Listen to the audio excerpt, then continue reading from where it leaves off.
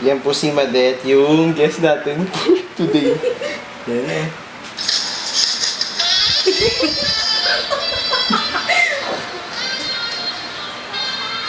Dali, magkwento ka naman ako.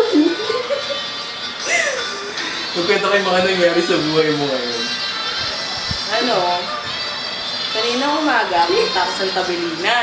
Kasi kukunin ko yung DTR ko. Tapos, hindi pwedeng walang pirma. Tapos nagpaseros kami doon sa likod ng school. Ay. Tapos, ang init-init. Haggardness ang lola mo. Pero okay lang. Tapos nakuha naman namin yung DTR. Tapos, may isa nag-text sa akin. Sabi, magbabayad daw sa akin. Kaya nagpunta ako sa bahay nila. Kaninong bahay? Sa'yo. Yun. Tapos, yun, nagbayad nga. Tapos nabanggit ko, punta Mega Mall.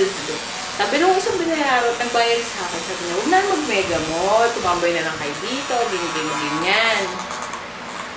Tapos, ano ba? Pupunta ako ng school. Ipapasa yung FS. Punta ako school. Eh, hindi na kami natuloy sa Mega Mall.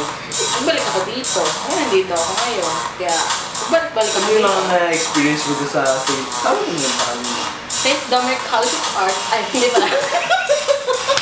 St.